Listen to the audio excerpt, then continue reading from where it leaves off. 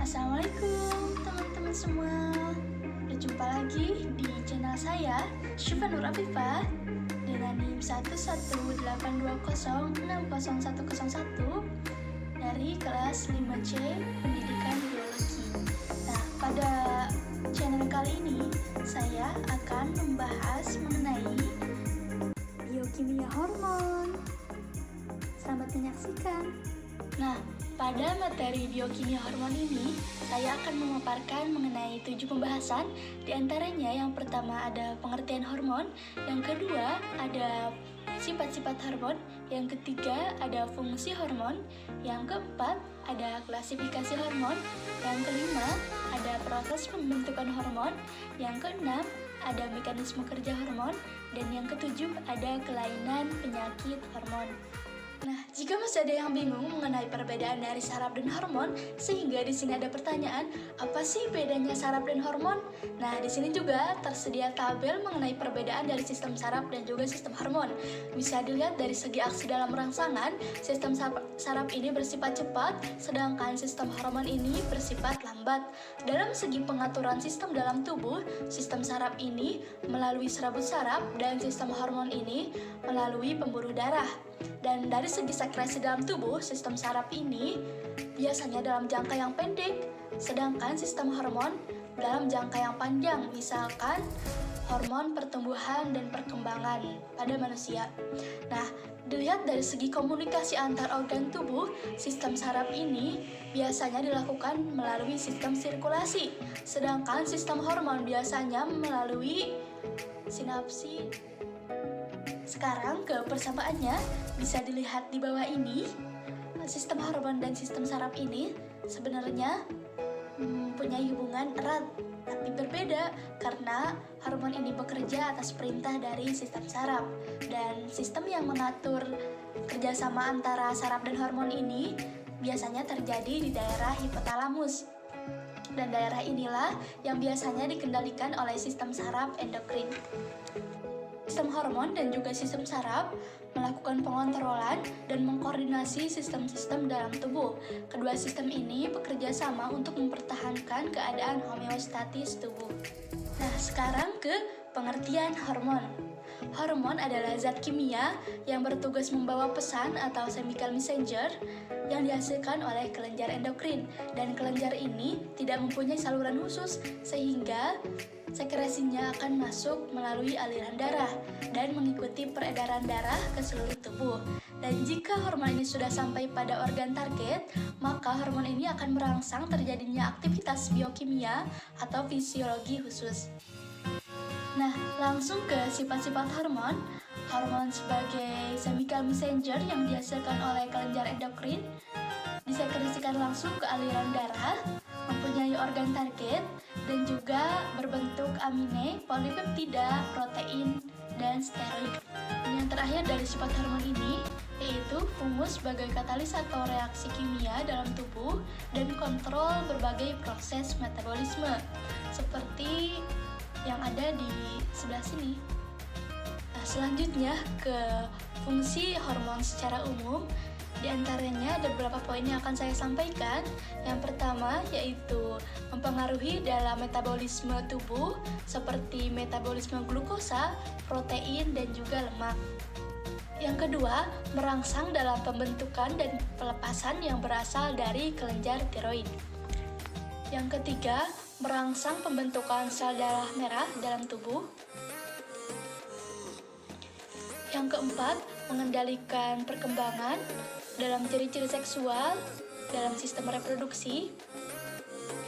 Yang kelima, mengendalikan proses pembentukan dan pelepasan hormon oleh korteks adrenal.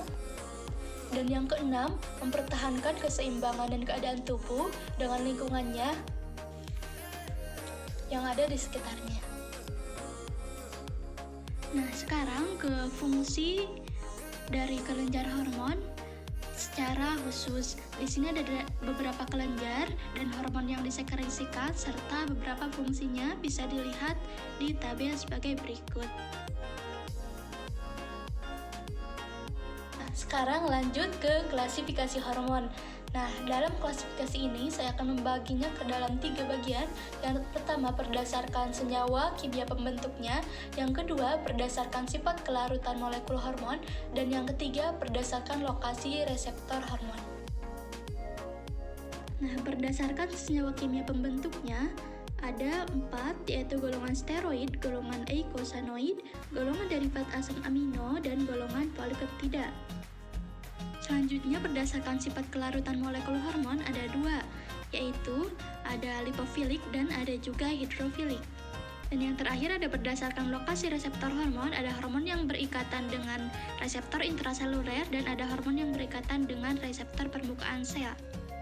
Nah, sekarang lanjut ke proses pembentukan hormon. Dan yang akan saya bahas ada 2 hormon. Yang pertama ada hormon testosteron dan yang kedua ada hormon tiroid. Nah, hormon testosteron yang pertama adalah hipotalamus mengirim perintah ke kelenjar pituitari. Setelah bertahun-tahun tidak aktif sejak lahiran, pada seorang anak mencapai usia remaja, hipotalamus mulai mengirim perintah dengan mengeluarkan gonadotropin releasing hormone atau GnRH ke kelenjar pituitari. Selanjutnya, hormon LH atau luteinizing hormone dan FSH yang dilepaskan oleh kelenjar pituitari akan menuju ke testis pada laki-laki dan ovarium pada perempuan. Selanjutnya, LH menuju ke sel Leydig pada testis. LH masuk ke sel Leydig ditangkap oleh LH reseptor. Keberadaan LH ini memungkinkan masuknya kolesterol LDL atau low density lipoprotein melalui LDL reseptor. Selanjutnya, LDL disintesis menjadi testosteron. Nah, sekarang lanjut ke pembentukan hormon tiroid atau sintesis hormon tiroid. Bisa dilihat di gambar. Yang pertama yaitu transport aktif dari ion iodida melintasi membran ke dalam sel tiroid.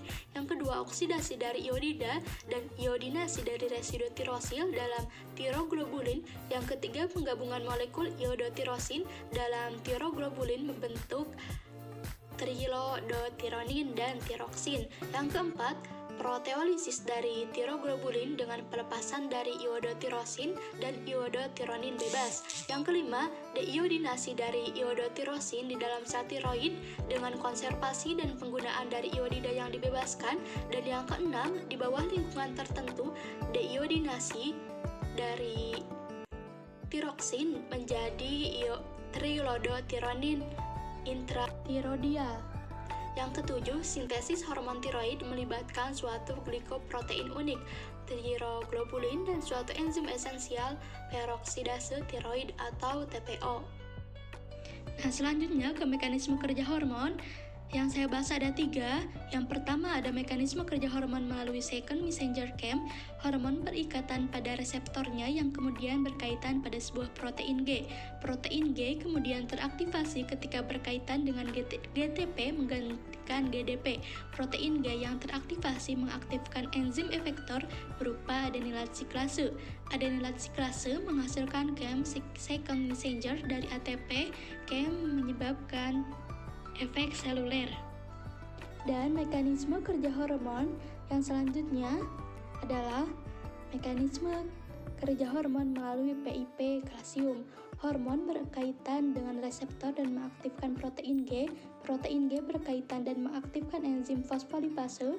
Fosfolipase tersebut memecah fosfolipid PP2 menjadi DAG dan IP, dan keduanya bekerja sebagai second messenger.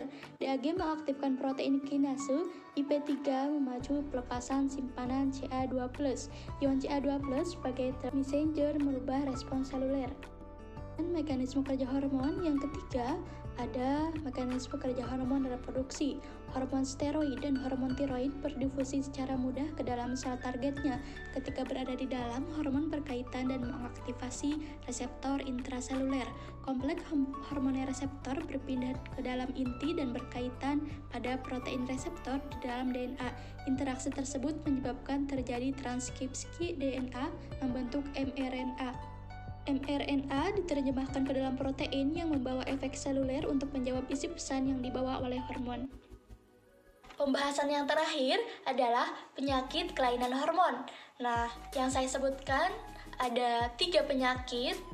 di sini, yaitu ada gigantisme, yang kedua ada kretinisme, dan yang ketiga ada dwarfisme. Nah, gigantisme ini kelainan yang terjadi karena adanya hormon pertumbuhan atau growth hormone yang berlebih.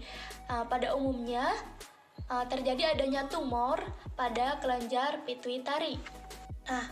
Yang kedua ada kretinisme ini, kelainan hormonal pada anak-anak yang terjadi akibat kurangnya hormon tiroid, dan penderita biasanya mengalami keterlambatan dalam fisik maupun mental.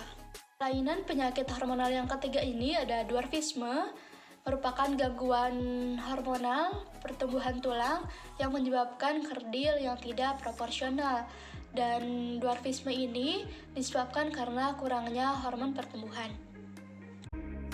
Sekian yang dapat saya sampaikan. Mohon maaf bila masih banyak kekurangannya, dan sampai jumpa di video selanjutnya. Thank you.